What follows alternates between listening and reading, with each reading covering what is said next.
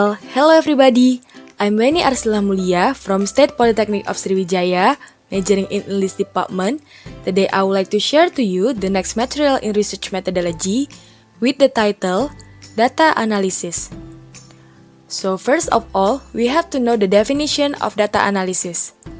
Data analysis is the process of systematically applying statistical and or logical techniques to describe and illustrate, condense and recap, and evaluate data. So we can say that data analysis is a process of transforming data with the goal of discovering useful information. Next, about types of data analysis. So there are two types of data analysis. The first one is qualitative data, and the other is quantitative data. Qualitative data is when the data presented has words and descriptions, then we call it qualitative data. Although you can observe this data, it's subjective and harder to analyze data in research, especially for comparison. And what about quantitative data? Quantitative data is any data expressed in numbers of numerical figures are called quantitative data. This type of data can be distinguished into categories, grouped, measured, calculated, or ranked. We go to the examples. So in qualitative data, it represents everything describing taste, experience, texture, or an opinion that is considered quality data. This type of data is usually collected through focus groups, personal interviews, or using open-ended questions in surveys. And quantitative data, such as age, rank, cost, length, wage, scores, etc. Everything comes under this type of data. You can present such data in graphical format, charts, or apply statistical analysis methods to this data.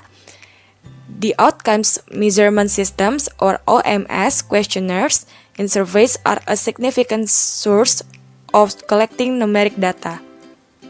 Methods of qualitative research. So there are some methods of qualitative research such as focus groups, interviews, open-ended surveys items, record keeping, diaries and journals, and note from observations.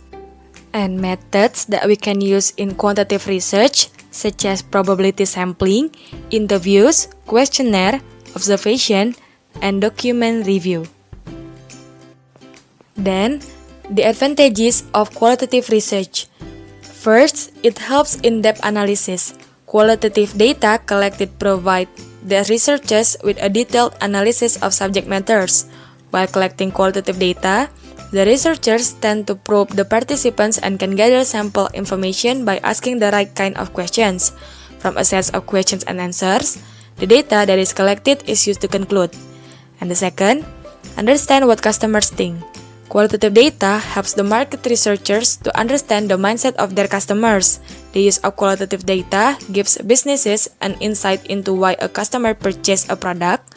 Understanding customer language helps market research invert the data collected more systematically. And the last is rich data. Collected data can be used to conduct research in the future as well. Since the questions asked to collect qualitative data are open-ended questions, respondents are free to express their opinions, leading to more information. Qualitative research has not only advantages but also disadvantages. And there are some disadvantages of qualitative research, such as time-consuming. As collecting qualitative data is more time-consuming, fewer people are studying in comparison to collect quantitative data. Unless time and budget low, a smaller sample size is included. And the second, not easy to generalize. Since fewer people are studied, it's difficult to generalize the results of their populations. And the last is dependent on the researcher's skills. This type of data is collected through one-to-one interviews, observations, focus groups, etc. It relies on the researcher's skills and experience to collect information from the sample. We go to the advantages of quantitative research. There are some advantages of quantitative data, such as conduct in-depth research. Since quantitative data can be statistically analyzed, it is highly likely that the research will be detailed.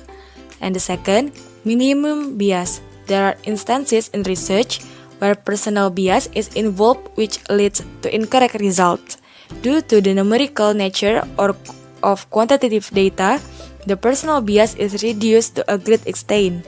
And the last is accurate results. As the results obtained are objective in nature, they are extremely accurate.